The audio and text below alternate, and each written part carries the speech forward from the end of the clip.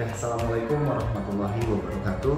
Perkenalkan, nama saya Rio Prasetyo, saya CGP Angkatan 8 dari SMK Negeri 2 Kuningan. Pada video kali ini, saya berkesempatan untuk mewawancarai Bapak Kepala Sekolah saya di SMK Negeri 2 Kuningan terkait dengan tugas saya di demonstrasi kontekstual modul mengambil keputusan yang baik. Sekarang pada kesempatan kali ini sudah hadir dengan saya ada Bapak Dr. Andes Ibnu Udi Prasetyo, Master Engineering sebagai Kepala Sekolah SMK Negeri 2 Kuningan. Sebelumnya saya ucapkan banyak-banyak terima kasih Pak untuk waktunya dan dukungannya kepada saya sebagai calon guru penggerak untuk melaksanakan tugas mewawancarai Bapak dan mengambil pelajaran-pelajaran yang pengalaman Bapak yang bisa diserap oleh saya. Sebelumnya Pak, saya menanyakan kabar dulu Pak. Sehat Pak? Alhamdulillah. Di tengah-tengah kesibukan sekarang Pak ya. Sekarang sibuk apa Pak di sekolah Pak? Ya, kita tentang rapot sekolah. Nah, rapot sekolah Pak ya. Nah, kita sudah rapat dengan rapot sekolah. Alhamdulillah rapot sekolah kita cukup baik Pak ya. Tinggal sedikit lagi ada perbaikan-perbaikan. Ya Bapak, untuk kesempatan kali ini ada beberapa hal ya Pak yang akan saya sampaikan ke Bapak tentang dilema etika dan rujukan. Selama ini Pak, bagaimana Bapak dapat mengidentifikasi Pak kasus-kasus tentang dilema etika? Kadang-kadang kan ada dilema etika yang baik atau yang tidak baik. Gimana Bapak mengidentifikasi kasus-kasus seperti ini? Kalau saya, ya, kita kan bekerja di SMK negeri. Jadi kalau saya misalnya ada dilema atau apa, saya kembalikan lagi kepada aturan yang ada. Kalau saya begitu. Jadi aturannya itu di atas kita kan ada Pak KCD, ya, ada Disdi, ada Pak Gubernur, ada Pak Menteri. Nah, kita lihat itu aja aturannya. Jadi misalnya semua permasalahan itu muncul, ya nanti bagaimana menyelesaikannya. Kalau saya rujukannya itu, kalau saya yang rujukan aturan yang ada, aturan yang ada dari atasan kita seperti itu. Mudah-mudahan kalau kita sepakat terhadap rujukan yang ada, ya insya Allah pasti nggak terjadi perbedaan pendapat. Kalau rujukannya sama ya, kecuali kalau yang satu pegang aturan A, satu pegang aturan B, asalnya dari beda-beda, ya nanti pasti sudut pandangnya beda-beda. Tapi kalau saya, karena kita SMK negeri, ya saya aturannya rujukan saya dari KCD 10, Disdi, Gubernur gitu. Jadi Bapak mengambil dari sesuai rules-nya Pak ya, sesuai dengan peraturan yang Bapak pegang teguh. Ya, kalau saya. Ya, untuk melihatnya Pak, ada sebuah kasus-kasus yang ada di sekolah kita banyak Pak ya. Yang kadang-kadang biar kita lebih jelas Pak untuk mengambil keputusannya. Biasanya apa yang menjadi dasar-dasar Bapak untuk mengambil keputusan tersebut? Yang pertama kali, saya akan berusaha mencari titik akar permasalahan. Ini harus paham benar titik permasalahan. Kadang titik permasalahan itu kita mengambilnya nggak tepat, sehingga yang diselesaikan itu hanya bukan titiknya tapi sekitar luarnya saja, bukan akar permasalahannya. Nah, kita harus paham itu. Nah, kalau kita sudah tahu titik permasalahannya, insya Allah nanti kita carikan formulanya bagaimana. Kalau saya sistem saya pasti akan koordinasi dengan teman-teman dalam sekolah kita yang terkait dengan permasalahan ini apa, masalah ini apa. Ya kita komunikasikan. Misalnya ini permasalahannya dari siswanya itu pribadi, orang tua atau lingkungan. Ini harus jelas dulu. Kalau sudah jelas, baru kita koordinasi di tingkat. Misalnya ini urusannya kesiswaan, ya saya pasti koordinasi dengan kesiswaan. Nah, siswanya itu bagaimana, lalu misalnya ada pihak luar, ya pihak luarnya mana yang harus dikomunikasikan. Kalau saya seperti itu. Cuma masalahnya kadang ada teman-teman kita yang menganggap bahwa ini eksklusif. Kenapa informasi ini tidak disampaikan kepada guru layanan? Nah, ini yang kadang teman-teman nggak paham. menurut saya ya. Jadi kalau ini permasalahan kesiswaan, ya sudah yang cukup tahu kesiswaan saja. Ngapain yang lain tahu? Atau kalau yang lain tahu, nanti takutnya malah salah persepsi dan lain-lain. Kalau saya seperti itu. Mungkin ini versi saya ya. Mungkin ada juga ada guru yang mengatakan bahwa Pak meskipun di kesiswaan yang tolong dong yang lainnya diberitahu. Mungkin ada yang pendapat seperti itu. Tapi kalau saya berkeyakinan kalau ini urusan kesiswaan, ya sudah tim kesiswaan saja yang beres. Yang lainnya terima beres saja. Biar efektif dan efisien juga Pak. Ya. Nah Pak, untuk selama ini Bapak di SMK Negeri 2 Kuningan pasti ada kejadian-kejadian ketika Bapak mengambil keputusan itu yang menjadi pilihannya itu sama-sama baik, sama-sama baik. Misalkan ada guru yang berpendapat baik, satu yang baik gitu. Ini yang mungkin yang perlu saya pelajari Pak ya. Kalau yang benar salah kan udah itu Pak ya. Nah ini yang kadang-kadang dua-duanya itu punya nilai kebajikan. Nah bagaimana Bapak mengambil keputusannya Pak? Biar sama-sama adil dan pas gitu Pak. Kalau saya tenang, kalau misalnya sama-sama baik berarti kan kesepakatan. Contoh, yang penting yang saya ambil itu permasalahannya itu sesuai dengan rule-nya tadi. Contoh ya, sekarang misalnya kan sekarang udah ada rapot sekolah, rapot kita sudah keluar dari situ udah sepakat. Yang kita perbaiki adalah misalnya yang merah. Kita cari merahnya mana, merahnya sudah nggak ada, berarti kita lari yang kuning. Nah kuningnya itu kita cari mana, misalnya nih kuningnya sudah dicari nggak ada, lalu pakai yang hijau. Nah maksud saya kesepakatan itu kita harus paham dulu. Ini kan aturannya seperti itu. Masalah kita mau ada yang skala prioritas, tapi kalau itu memang menganggap penting bagi saya nggak ada masalah. Tapi saya harus komunikasi dengan teman-teman nih loh, meskipun ini prioritasnya nomor 3, tapi menurut teman-teman ini juga perlu nomor 1. Bagi saya nggak ada masalah, asal terjadi kesepakatan. Jadi saya tidak menganggap bahwa itu harus misalnya nih sama-sama hijau. Kalau merah saya pasti harus merah, kuning ya harus kuning. Sekarang masalahnya ada di hijau. Hijau itu tidak harus urutannya, tergantung kesepakatan saja. Kalau yang memang itu urgen dan menurut teman-temannya harus diperbaiki, ya harus diperbaiki lagi.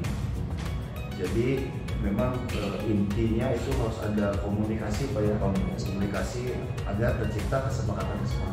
Jadi semuanya bisa otomatis Bapak sebagai pengambil keputusan dan sebagai penengahnya Pak ya, jadi melihat di mana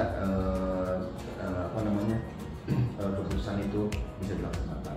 Biasanya Pak, langkah-langkah dari awalnya itu seperti apa Pak untuk mengambil keputusan? Ya keputusan itu kan idealnya itu kan semuanya warga sekolah itu harus tahu.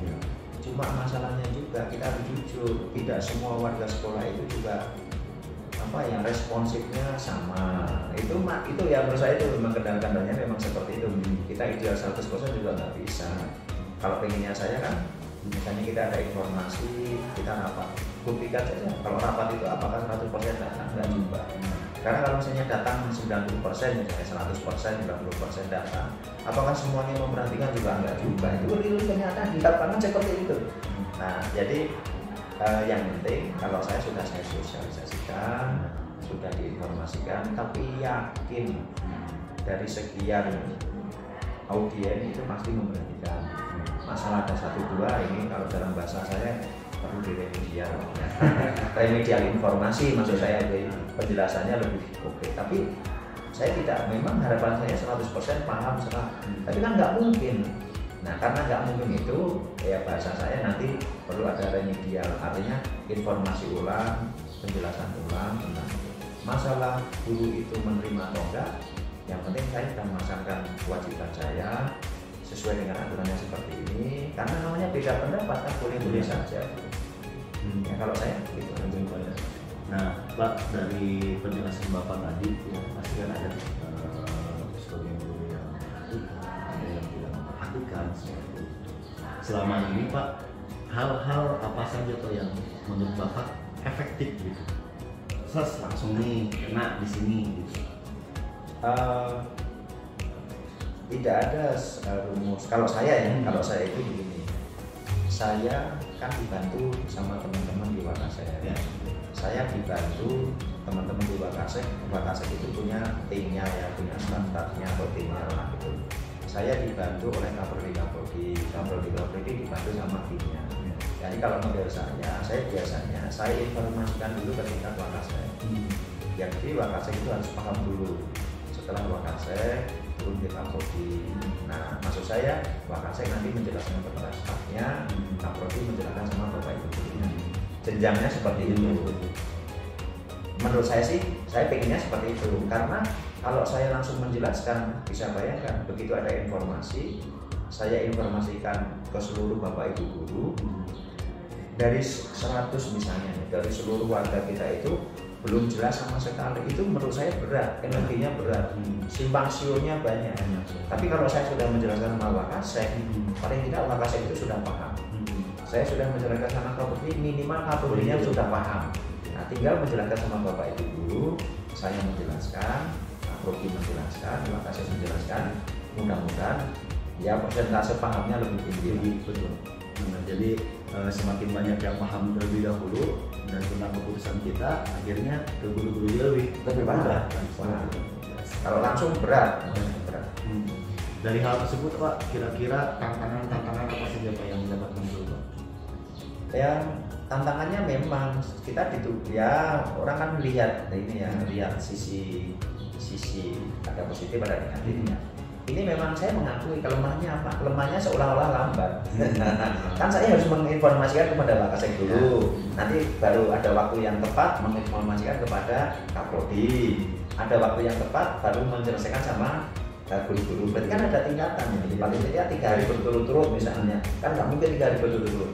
Nah, rentang waktu ini ada saja orang yang mengatakan bahwa lambat, lambat hanya dikonsumsi oleh Wakasek saja.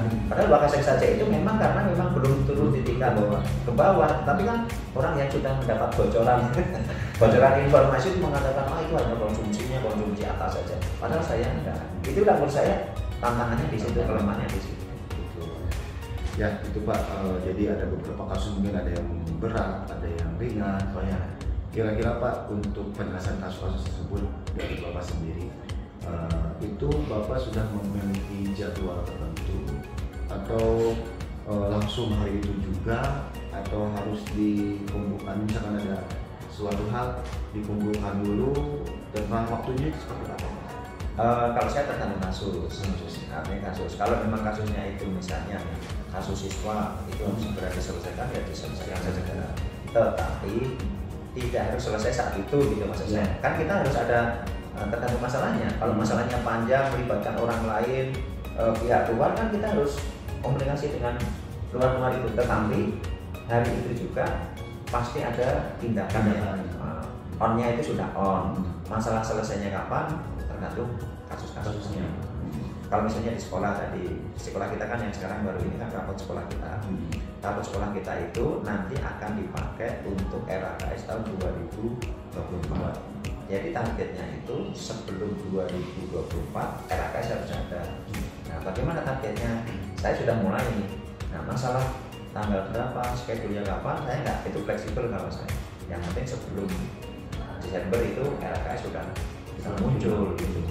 Kalau kasusnya misalnya membuat RAKS, apakah harus ini tanggal sekian dan sekian? Kalau saya nggak, kalau saya fleksibel untuk kayak gitu. Tapi sudah dilaksanakan dari awal mulai munculnya seperti itu Pak ya? Sudah. Dan selanjutnya Pak, ada nggak Pak faktor-faktor atau seorang Pak yang dapat mempermudah Bapak dalam menyelesaikan kasus-kasus dan mengambil keputusan? Saya kan punya tim ya. Saya punya prinsip ini. Saya itu kepala sekolah. Saya tidak bisa apa-apa tanpa bantuan tim. Nah, tim saya itu saya yakin. Ngapain saya buat tim kalau saya nggak yakin dengan tim itu? Ya. Kalau misalnya masalah kurikulum pasti dibantu sama tim kurikulum itu saya udah yakin. Masalah kesiswaan saya pasti dibantu sama di kesiswaan, rumah juga begitu, sahabat juga begitu. Sehingga yang membantu saya adalah tim. Jadi memang ada juga mungkin dari beberapa guru yang seolah-olah kenapa mau dikonsumsi oleh misal ini ya, ada masalah kurikulum, kenapa hanya dikonsumsi oleh kurikulum saja, yang lainnya kok nggak diinformasikan. Nah ini kadang saya juga masih bingung ini seharusnya bagaimana. Padahal ini kan sebetulnya ini kebijakan berdokannya kan ada di kurikulum. Memang nantinya itu akan disampaikan. Tetapi kan nggak mungkin saya melibatkan banyak orang dulu, kan saya punya tim. Apa gunanya tim kalau saya selalu melibatkan orang lain dalam artian banyak waktu, banyak orang dulu. Namanya tim itu kan mewakili semuanya yang lain. Nanti kalau tim sudah jadi, baru ke demikian juga di kesiswaan misalnya. Di kesiswaan itu kalau misalnya saya butuh urusannya sama kesiswaan, bukan kurikulum tidak penting, sarpas nggak penting, bukan begitu. Kesiswaan ya saya kesiswaan dulu, kalau sudah fix oke, baru disosialisasikan kepada yang. Tapi kan ada anggapan bahwa teman-teman mungkin mengatakan bahwa kenapa hanya kesiswaan, gitu. Ya itulah tantangannya seperti ini. Tapi memang kalau kerja sama dengan tim itu harus bayar. Jadi untuk sesuai dengan bidangnya, sesuai dengan bidang. Jadi kembali lagi tadi kepada pelaksanaan yang efektif dan efisien. Nah, terima kasih Pak. Ya, dari semua pembicaraan kita tadi dari awal luar biasa Pak. Beberapa pelajaran. Menurut Bapak kira-kira pelajaran apa ya Pak yang bisa kita petik dari pembicaraan kita? Kalau saya begini, jadi semua permasalahan itu kita harus tahu titiknya permasalahan itu ada di mana dulu. Jadi kalau misalnya kita mau menyelesaikan sesuatu, kita harus paham benar ini masalahnya itu ada di mana. Itu yang harus membutuhkan konsentrasi. Setelah kita tahu permasalahan itu kita temukan, lalu bagaimana cara menyelesaikan masalah itu. Nah itu kita perlu koordinasi. Ini kira-kira hubungannya dengan mana? Nah itu perlu koordinasi. Lalu kita mulai kerja pada bagaimana. Setelah itu dievaluasi, mudah-mudahan selesai. Yang paling susah itu menentukan titik tadi. Nah jadi tantangan juga. Mungkin kepala sekolah titiknya itu dengan teman-teman guru yang lain beda. Saya menentukan titik A, yang lainnya itu mengatakan titik B. Makanya pintar-pintar kepala sekolah, seorang pemimpin itu menentukan titik. Dan itu biasanya keyakinan kepala sekolah biasanya benar karena sudah terbiasa bahwa ini masalahnya ada posisi di sini. Cuma begitu kepala sekolah menentukan di sini, yang lain itu kadang bukan di situ Pak. Malah yang lebar-lebar itu ya tadi kita menyelesaikan masalah tetapi bukan pada titiknya, pada yang turunan-turunannya ini. Nah ini menurut saya nanti harus tantangannya di situ. Luar biasa Pak, kesempatan yang sangat bermanfaat. Jadi Pak, buat saya ucapkan banyak-banyak terima kasih kepada Bapak atas waktu, atas pengalaman Bapak, atas ilmu Bapak yang diberikan kepada saya Pak. Mudah-mudahan apa yang Bapak berikan, nasihatkan juga kepada saya bisa dilaksanakan Pak. Bisa diterapkan oleh saya juga, karena pengambilan keputusan ini memang sangat-sangat penting dan urgensinya luar biasa Pak ya, karena ketika kita salah mengambil keputusan ini yang agak menjadi repot. Seperti itu Pak, terima kasih Pak atas waktunya. Mudah-mudahan doakan Pak, mudah-mudahan saya bisa terus dan mohon bantuan sama Bapak juga, dorongan dan motivasinya biar bisa menyelesaikan Pak kegiatan pelatihan calon ibu produk ini sampai menjadi kurikulum. Terima kasih Pak. Assalamualaikum warahmatullahi wabarakatuh.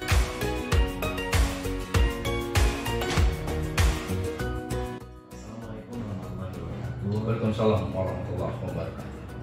Pak, atur mohon terima kasih banyak Pak atas kesempatannya,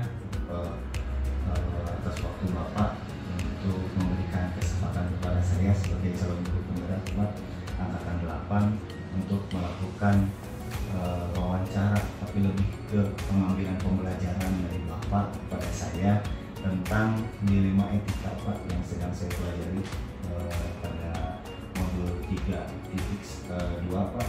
Mudah-mudahan Bapak berkenan untuk melaksanakan wawancara ini Pak. Sebelumnya Pak, apa kabarnya Pak? Alhamdulillah baik.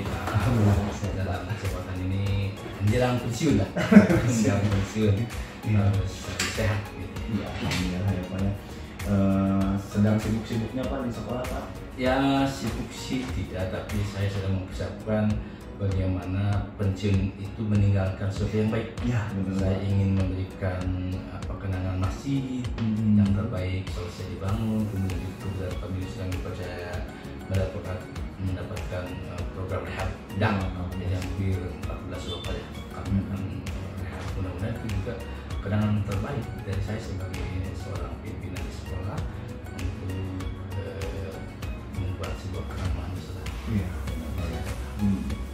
Dalam setiap kegiatan Bapak pasti selalu terdapat permasalahan, Pak ya. Pasti. Iya.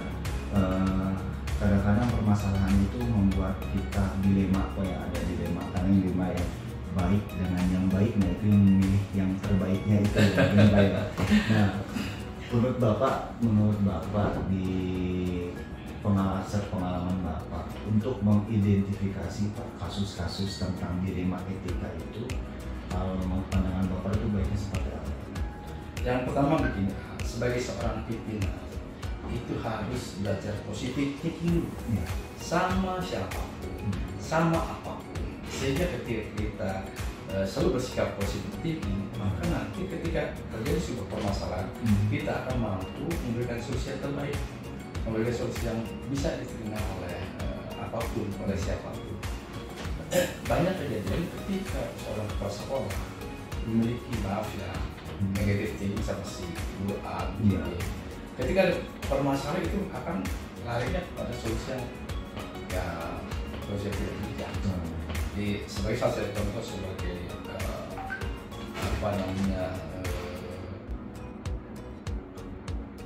kalau petualang saya sebagai seorang kepala sekolah, agar nanti akan menjadi sebagai pimpinan, itu harus dimulai dari hati yang betul-betul ikhlas dan positif pada apapun yang terjadi di lingkungan. Karena walaupun bagaimana nanti akan mendapatkan sebuah problem yang cukup baik. Ketika hati kita seorang pemimpin ada saja negatif terhadap aturan, itu solusinya sungguh sangat tidak menguntungkan buat berbagai. Nah, di sekolah banyak problematik dari organisasi, dari aturan, juga dari kurikulum. Kita harus bisa menggunakan salah satu tentang etika. Nah, dalam konteks kedinasan ada etika pribadi, ada etika kedinasan. Kita harus berbeda. Contoh salah satu etika kepribadian. Ketika kita berhadapan, ketika kita bertemu, ada saja guru yang tidak menyapa, ada saja guru yang tidak memberikan salam. Itu etika. Nah, ketika kita punya negatif, pasti kita akan mulai negatif sama guru tersebut. Tetapi ketika kita berpikir masalah positif, mungkin tidak kelihatan, bicara nasib, mungkin tidak. Jadi kita tidak akan sama. Ada beberapa etika dalam koordinasi. Contoh sederhana, saya sedang dia telah datang, tidak mengucapkan MPP, kemudian juga mungkin telah mengajar atau mungkin cepat keluar dari kelas. Itu hal seperti itu kita harus positif thinking. Maka ketika kita panggil, ibu kenapa, bapak kenapa bisa tidak hadir atau terlambat. Maka ketika dia menjelaskan, maka kita akan berikan solusi yang bisa terima. Contoh, dia sering terlambat, selalu terlambat. Maka saya positif saja. Mungkin dia ada kedua, ada hal yang tidak bisa tinggalkan. Tetapi ketika saya panggil, bapak ibu, kita sebagai seorang ASN, maka bapak ibu sudah punya janji setia dan sudah menandatangani kesetiaan. Tolong jangan diingkari, tolong di-manage waktu bapak ibu. Terkecil memang bapak ibu tidak, asli tidak menandatangani itu janji setia. Contoh sederhana, saya juga. Kalian punya janji setia dalam bekerja. Yang pertama, kita bekerja itu dari pukul 7.00 sampai pukul 14.30. Kemudian kita sudah bekerja 6 hari kerja, dan kita bekerja 37,5 jam per minggu. Mau protes? Kalau yang tidak protes. Nah, tolong karena itu sudah janji setia bapak ibu, ini aja waktunya, apapun kejadian, karena harus dibedakan kewajiban dan hak. Ketika kita mendapatkan hak, apa kewajiban kita sudah full. Kita memang tidak perlulah kejadian, tetapi ketika ada permasalahan, tolong sampaikan kita ada punya sekolah. cerita makan di desa enak sebelum, jangan sampai saya melihat dari buku piket. Iya. Kan tidak, itu etika-etika yang terkadang terjadi di sekolah. Maka saya suka kembalikan solusi silaturahmi Bapak Ibu. Karena kita sudah punya kunci, pasangan sudah punya kunci. Tidak perlu marah-marah. Iya. Saya di sekolah tidak perlu marah, dan saya katakan saya bukan pesuruh Bapak Ibu untuk meneliti Bapak Ibu sosial. Bapak Ibu sudah dewasa, sudah profesional. Saya kembalikan ke mereka.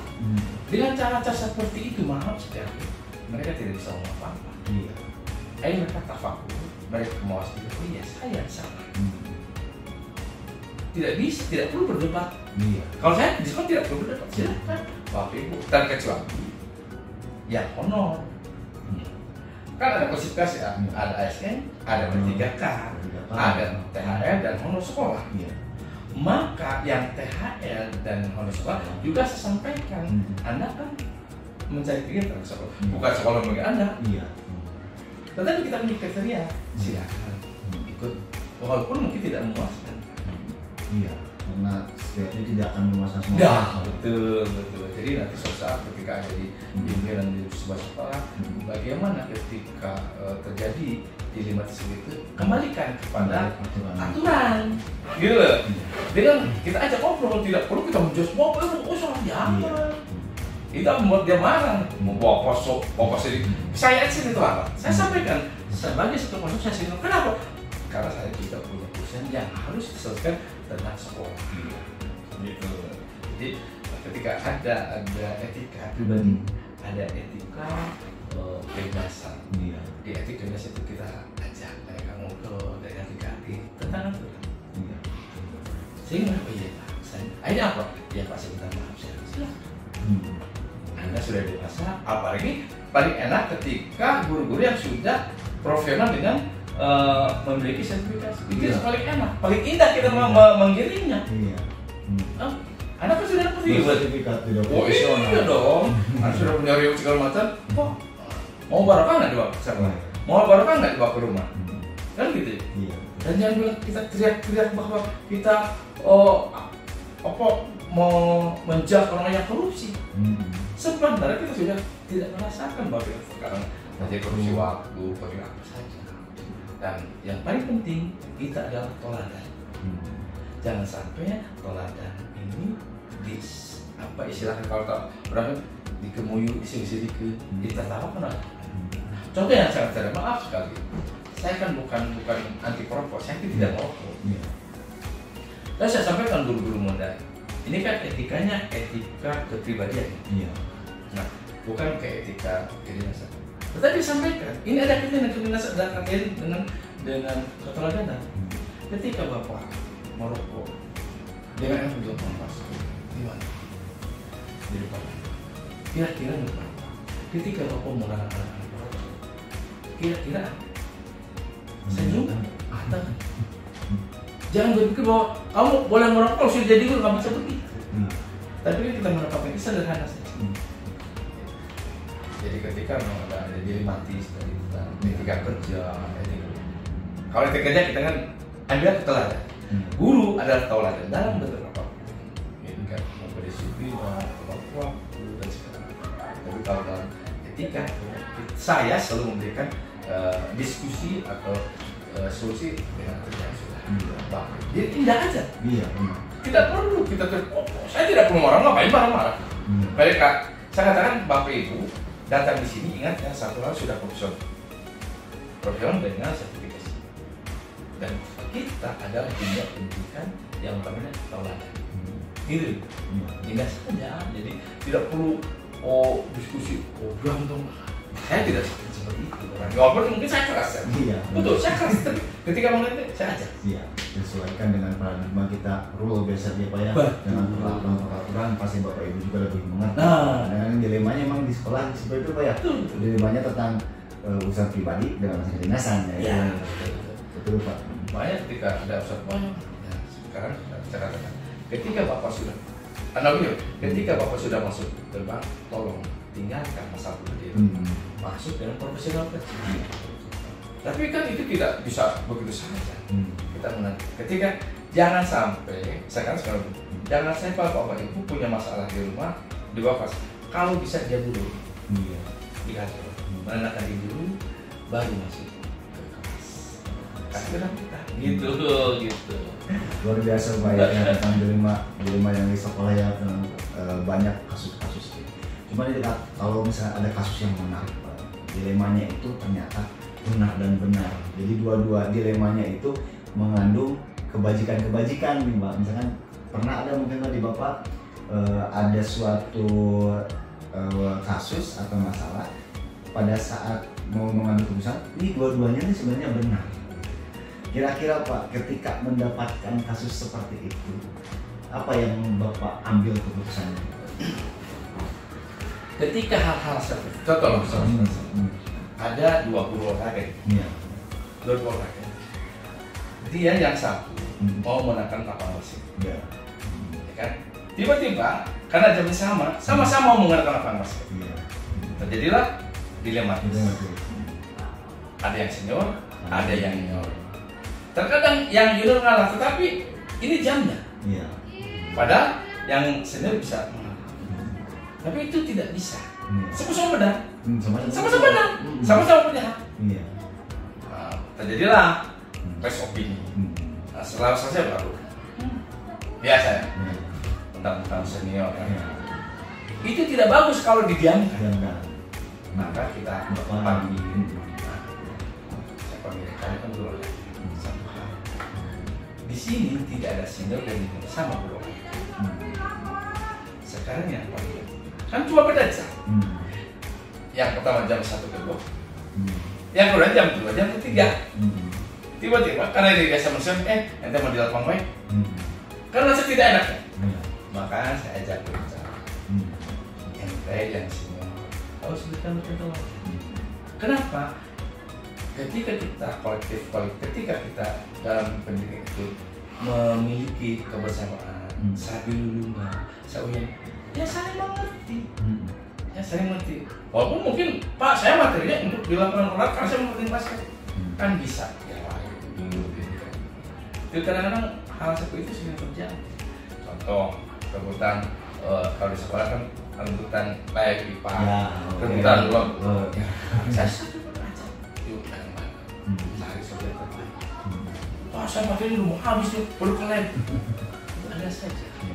Bisa ajak ngobrol bagaimana cara itu tidak terlihat oleh anak. Karena benar sering dia ucap-ucap itu, depan anak kan nggak lucu. Nggak enak ya itu. Subhanallah.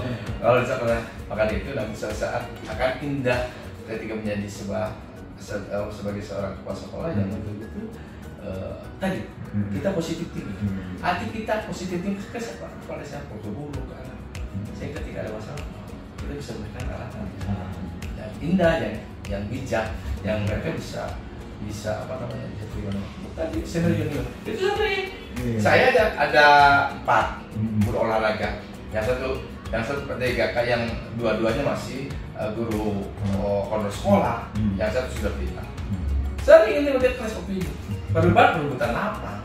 Walaupun dua-duanya benar. Iya. Ingin memberikan yang terbaik buat siswanya. Guru IPS juga begitu, guru IPA juga begitu, guru bahasa juga begitu, guru IT juga begitu, sama aja. Jadi mereka benar dua-duanya, tapi ya harus kita cari solusi yang terbaik supaya dia tengah. Biasanya Pak, langkah-langkahnya apa Pak yang selama ini langkah-langkah dari awal itu Pak untuk saya panggil mereka untuk belajar. Sekarang katakan, ini materi apa? Nah, bisa nggak? Contoh, bisa nggak di luar? Ya kalau seperti itu tuh sebelumnya itu ada koordinasi dulu dengan yang paling sering adalah maaf sama-sama benar itu udah dia merasa punya hak 24, saya kan nggak punya hak 24. Kenapa? Karena ada ketemu dengan saya. Maka karena gurunya itu banyak, kita sudah beri kemudian. Contoh saudara, ada di saya itu guru bahasa Inggris 4-4-nya sudah sertifikat, bayangkan. Oh iya, tetapi saya katakan dia ingin aman, yang senior ingin aman, tetap 20 jam. Yang ini kan masa bodoh. Nah itu kan ya ego, sama-sama benar. Iya. Sama-sama benar. Akhirnya kita tempatnya kita panggil Metodiknya ini koordinasi kita komunikasi. Gimana cara? Yang penting aman paling. Ketika dirinya seperti itu ke arah profesional, ke arah kebermaknaan, ke arahnya kemanfaatan, bisa ada solusi. Oh yang satu, Pak saya 18 dengan ini, saya 12 dengan ini. Indah. Kenapa ketika hal itu harus dijabarkan dengan orang-orang yang memahami, orang yang memahami tentang dapodik, orang dapodik partai ini. Nah, gitu itu yang sering. Kadang-kadang, oh saya nggak pengen aman 24 jam saja tanpa ini, yang ini kan nggak lucu, yang ini tidak baik. Padahal faktor utama kan di jam pelajaran ya. Jadi kita ajak ke mereka profesional ke aturan yang harusnya mereka mengerti, solusinya didapatkan. Contohnya yang sederhana, banyaklah hal yang merasa benar-benar, tapi ya yang paling penting kita ajak ke profesional ya. Jadi ada hal-hal yang banyak dibarangkalikan dari awal sampai akhirnya guru itu bisa menerima seperti itu. Cuman kan untuk mencapai di situ ada beberapa langkah yang panjang, koordinasi dengan rekan-rekan dengan dapodik dan segala macam. Yang otomatis harus ada keputusan dari bapak sendiri yang memang sebagai kepala sekolah di antara guru-guru sekolah. Kalau menurut pandangan bapak, hal yang paling efektif pada saat penyelesaian masalah itu apa? Tadi satu, ke aturan mainnya. Jadi semua ketika diajak mereka aturan main, yakin mereka akan mengerti dan contohnya ketika tadi sertifikasi, bawa aturan main berapa? 20 jam. Yang penting 20 jam dan valid. Dari mana saja? Yang penting sertifikasi 24 jam. Dari mana saja? Tidak masalah. Iya. Judul 24 jam. Maka ada dari KBE dan dari pos-pos yang lain. Ketika aturan main, mereka tidak. Jangan terjadi egoistis. Karena di sekolah itu terjadi. Yang paling susah adalah ketika seorang siswa yang egois dan sekarang dia tidak mau tidak mengenal istilah karakter anak muda dan segala macam. Banyak kali di sekolah itu yang serius aku mati. Jadi kadang-kadang dia sekolah tidak punya kepala sekolah, dia yang ngatur gitu loh. Nah, maka nanti suatu saat jadi ajak mereka ke aturan main. Nah, ketika berdiskusi aturan, ajak orang-orang yang mengerti tentang aturan main itu. Tadi contoh, ketika guru-guru sama-sama benar, sama-sama istilahnya membedakan yakin saya benar. Nah, ajak aturan. Siapa yang bisa aturan main? Pertama kepala sekolah dan dapodik. Maka ajak diskusi. Soalnya jalan. Akhirnya mereka mulai egoistis akan terkikis habis dengan aturannya. Gitu. Jadi jangan sampai solusinya itu tetap aturan. Sebenarnya tadi mau nanyain tentang tantangan tadi itu udah coba ya ada ya Pak, tetap dalam satu permasalahan itu ada kepentingan pribadi yang memang sulit untuk dilakukannya, tapi tetap terselesaikan Pak ketika kita menegakkan ke aturan mainnya seperti itu. Untuk pada saat penyelesaian masalah itu Pak, untuk Bapak sendiri dan masalah-masalah yang lain pada kasus-kasus yang muncul tentang dilema etika atau rujukan moral seperti itu Pak, pada saat penyelesaian masalah itu Bapak menyelesaikannya itu pada saat di tempat Pak, langsung diselesaikan atau Bapak memerlukan rencana-rencana terlebih dahulu? Kalau saya selalu mengajak, saya tidak mau Anda sebagai penunjuk. Ya. Saya di rapat pagi, di briefing pagi, selalu menceritakan aturannya. Maka ketika terjadi penyelewengan, penghinaan aturan main, ada penyelesaian bagi saya. Ketika itu sangat sensitif, maka saya panggil ke ruangan saya. Tetapi kalau itu hanya sebatas umum dan segala macam, ya saya bercanda. Contoh sederhana, ada namanya guru X, ada laporan, bapak si X ini tidak masuk. Sudah, saya kan orangnya, Pak X, gini tumben datang. Kemana aja saya bilang. Kok saya perasaan nggak pernah melihat Bapak kemana aja ya, guru bekal. Tapi dengan cara canda seperti itu, dia tahu bahwa saya marah. Iya. Saya datang ke ruang lupa minta maaf. Saya penjelasan. Bapak kan sih. Di sini kan ada kapal, jangan lihat lowongannya, tapi ada pimpinannya. Itu hal seperti itu. Tapi ketika tadi mau dengan olahraga, ya saya ngumpul di situ di lapangan, bro. Jadi ada beberapa cara, karena ada yang harus formal, ada yang informal. Nah, contoh tadi ketika yang guru 24 jam formal, ada review, tuh buka laptopnya segala macam gitu. Jadi ada beberapa teknik yang ini bisa di ruang terbuka, di rapat guru sesuai dengan urgensinya. Nah, jadi yang paling penting kita ajak guru-guru itu, saya awali Anda jangan terus. Ketika Anda tidak suka, tidak berkenan dengan Tuhan berbicara di ruang guru, biar terdengar oleh semua. Kali ini sekolah kita, oleh kita untuk kita. Contoh sederhana, saya pada saat itu mengajukan yang ini baru ini anak-anak wajib tahfiz. Banyak guru yang karena siapa yang tidak setuju. Jangan lupa di belakang ya. Ayo tahfiz juz 30, siapa yang tidak setuju? Ketika tidak ada, awas ya, jangan berbicara di belakang. Saya tidak suka. Sudah disepakati, ya, harus diikuti. Kayaknya kan terbukti. Ya, sholat juga ada ternyata. Jadi awalnya kita kirim dulu di depan forum bahwa Anda jangan jadi pengecut, guru bukan pengecut, guru terbuka semuanya. Berbicara di sini untuk semua. Nah, ketika tadi terjadi hal yang misalnya ya perjalanan, contoh ada kasus misalnya, ada seorang ayah yang anaknya itu selalu apa ya sekolah di SMP ya selalu diberikan siapa dua sisi yang berbeda. Bapak sebagai seorang yang punya kewajiban dan bapak sebagai asli punya kewajiban, semua sama amanah dari ilahi. Kalau anak itu amanah langsung, tetapi kalau bagian amanah yang tidak langsung, tapi sama-sama. Tidak, saya katakan, bagaimana supaya anak tidak cemburu? Bapak manage waktunya saat mengantar anak ke sekolah, karena ke SLP, dan juga ke sekolah. Kolaborasi dengan kurikulum, kan indah.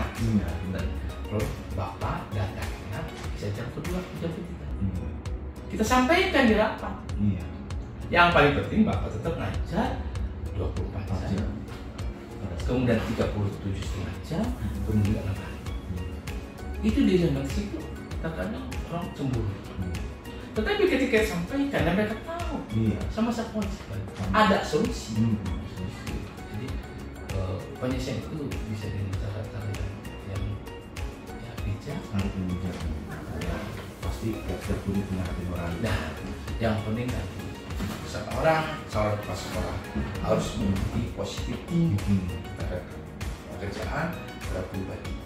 Kita masuk, nanti suatu saat kita datang, saya berpositif terus. Ada masalah, maka yakin kita akan mampu memberikan solusi yang terbaik dan enak untuk semua. Karena awal hati kita positif. Tetapi coba kalau Aryo nanti negatif sama seorang, masalah pasti akan negatif hasilnya. Ini kunci, ini ilmu ya Mas. Dan saya juga sampaikan kepada seluruh teman-teman kemarin calon guru penggerak atau guru penggerak yang sekarang, jadilah kalian yang dikangeni oleh guru, oleh anak. Sangat salah ketika di sekolah saya tidak ada kepala sekolah juga jalan, itu salah. Artinya posisi kita tidak dikangeni. Selama Bapak melaksanakan kebijakan-kebijakan Bapak di sekolah dan oleh keputusan Bapak di sekolah, adakah Pak seseorang atau faktor-faktor yang bisa mempermudah Bapak dalam melaksanakan kebijakan? Sudah pasti. Karena setiap kita mimpin, kita harus punya teamwork. Teamwork kita itu teamwork yang hebat, yang patuh pada aturan sama dengan hati kita. Kalau kita tidak punya teamwork, omong kosong. Iya. Nah, ketika saya datang ke sekolah pasti akan saya kamu lihat dulu teamworknya, teamworknya kita dulu, ya kan? Ini visi misi saya, ini konsep saya, maka saya ini Anda jangan diktator. Tetapi diktator ini juga itu ada demokrasi. Orang kapal sekolah, kau tidak punya rasa diktator, kalah. Maka diktator diimbangi dengan demokrasi. Dan kita punya jembatan. Jembatan itu menurut saya ada kurikulum, ada keseluruhan, ada OSIS, ada humas, ada sapras. Maka 5 teamwork ini yang akan menjadi jembatan kepada guru, kepada orang tua. Betul, teamwork yang hebat. Teamwork yang patuh kepada kita. Karena seorang pimpin harus punya konsep yang hebat untuk kepentingan sekolah, untuk memajukan sekolah. Maka kita perlu jembatan. Itulah. Sehingga apa? Saya orangnya di sekolah sangat siap untuk dikritisi. Maka dengan mengkritisi saya, berarti Anda empati, berarti Anda paham tentang proses saya. Jangan sampai kita tidak mau dikritisi salah. Seorang pimpinan harus mampu dikritisi. Tetapi ketika kita berdebat, kita harus punya argumen. Nah, argumen kita menggunakan aturan. Nah, maka teman-teman harus gitu. Jadi seorang prospek tidak punya konsep, ya kan? Luar biasa Pak. Dari awalnya sampai akhir benar-benar mencerahkan juga buat saya. Pembekalan ilmu juga sangat bermanfaat buat saya pribadi. Karena memang pembelajaran tentang pengambilan keputusan yang tepat dengan langkah-langkah yang tepat itu memang harus dimiliki Pak. Karena hal-hal ini yang akan bisa memajukan sekolah. Ya. Dari semua pembelajaran kita dari awal sampai ke akhir tadi Pak, kira-kira pembelajaran apa yang bisa kita petik Pak untuk perbaikan saya ke depannya? Yang satu hal, tolong dalami manajemen sekolah. Nah, dari konsep pedagogiknya, kepribadiannya, kemudian juga sila kasarnya, motorik apa kemampuan kita, itu banyak. Kalau kita sudah punya kemampuan seperti itu, maka kita mulai belajar untuk mendisiplin itu, sehingga begitu kedisiplinan kita akan bisa. Ketika kita sebagai seorang pemimpin, kuasa itu ilmu mendisiplin, kuasa itu tentang sesuatu. Maka kita menulis sekolah, kuasa itu tentang sekolah. Bersihkan hati, ikhlas hati, niatkan untuk ibadah. Segala sesuatu ketika kita menjadi pimpinan dan ibadah, insya Allah. Saya berharap Aryo bisa menjadi pemimpin yang baik, dilandasi dengan religi. Karena banyak tantangan. Sebaik kuasa itu banyak tantangan. Tetapi ketika kita lebih ke profesionalisme, maka tantangan itu akan menipis. Jadilah pemimpin yang profesional, yang selalu berpikir berdasarkan pada aturan. Kalau berdasarkan pada aturan, kita akan aman, nyaman, tenang, dan kita akan dihargai. Kalau kita tidak berdasarkan opini, itu sudah selesai hidup kita. Jadi memang harus berdasarkan dengan aturan-aturan yang ada. Ya, sederhana saja. Itu mau soal peran sekarang, aturan seperti ini. Seperti yang saya sampaikan, ketika di sekolah ada aturan. Kita sudah visi misi, ini visi misinya, atau kita visi misi yang baru, atau yang lama. Yang paling penting, kita sudah menguasai itu tentang persoalan. Isi kemampuan kita, mulai dari kepribadian, pedagogi, emosional, sosial, isi. Maka dari situ implementasi dari kita kepada jadi sebagai seorang pemimpin. Yakin Arya bisa suatu saat, Arya yakin dan kita saya bisa dan mati. Jangan ragu jadi pemimpin. Kalau kita diri sendiri sudah ragu, ya sudah selesai.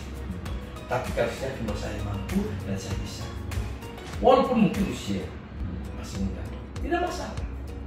Pemimpin kan tidak tergantung pada usia. Pemimpin akan tergantung kepada keilmuan, tergantung kepada matangnya hati kita, matangnya kita. Orang yang sudah keluar juga kemauan kematangan tidak hanya ada silau biasa. Maka belajar dari sekarang, persiapkan diri yang sebaik-baiknya, mentalitas kecil. Jadi yang penting. Ya, oke. Terima kasih banyak Bapak. Terima kasih atas waktu Bapak. Mudah-mudahan apa yang kita pelajari dan Bapak sampaikan ke saya menjadi pembelajaran yang sangat luar biasa untuk saya. Terima kasih. Saya tutup Pak. Assalamualaikum warahmatullahi wabarakatuh. Waalaikumsalam warahmatullahi wabarakatuh.